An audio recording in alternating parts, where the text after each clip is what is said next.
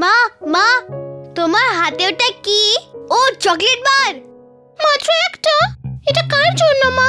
Shiny না আমার জন্য? আমার জন্য। না, আমার জন্য। আচ্ছা দাঁড়াও, আমি ঠিক করব এটা কাকে দেব। কিন্তু আমি তোমাদের বলেছিলাম না খেলনা আলমারিতে রাখতে। কিন্তু তোমরা এখনো কাজটা করোনি।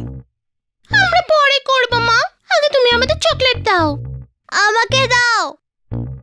না, আগে বসো আর এই গল্পটা শোনো, তারপর দেখা যাক চকলেটটা কাকে দেব। ইয়ে, গল্প শুনবো।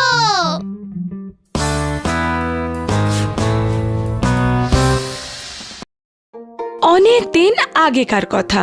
একটা খুব পরিশ্রমী মুরগি ছিল, তার দুটো ছোট ছোট বাচ্চা ছিল, জ্যাকি আর জনি। একদিন মুরগিটা কেক বানাবে বলে ঠিক করলো। তোমরা কি জানো, আজ আমি তোমাদের জন্য কেক বানাবো।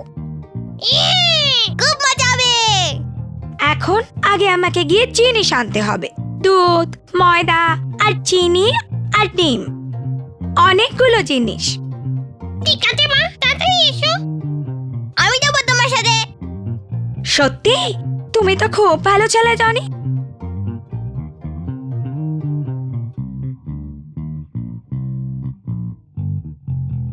ও কি ভারী। জনি, ব্যাগটা ওখানে রাখো আর ডিমগুলো ফ্রিজে রাখো। মা, তুমি এসে গেছো? কেক কি তৈরি হয়ে গেছে মা? না বাবা জ্যাকি, এবার আমাকে এগুলো একসাথে মেশাতে হবে। আমার এর জন্য অনেক কিছু চাই। একটু তাড়াতাড়ি করো না মা, আর তো তোর সইছে না। আমি এক এক করে তোমাকে সব জিনিস দিয়ে দিচ্ছি মা। বলো আগে কি দেব?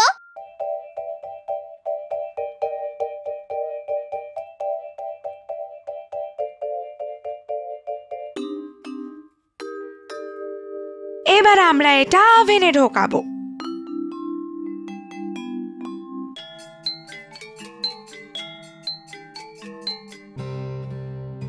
এবার এটা হয়ে গেছে। ওটা বাইরে বার করতে আমি সাহায্য করছি মা। না বাবা, দরকার নেই, এটা খুব গরম, এটা আমিই করব। কেক এবার তৈরি হয়ে গেছে, এবার খাওয়া যাক। এবার আমি এই কেকটা কাটবো। এটা তোমার জন্য জ্যাকি, আর এটা তোমার জন্য জনি।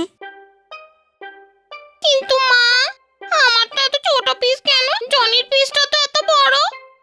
হ্যাঁ, তা তো হবেই জ্যাকি, যারা পরিশ্রম করে পুরস্কার তো সব সময় তারাই পায়।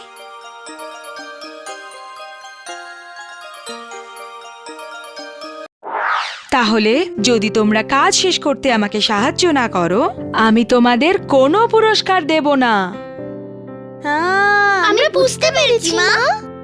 আমি খুব শিগগির রুমটা পরিষ্কার করে দেব। আর আমিও। আর তারপর তোমরা তোমাদের পুরস্কার পাবে।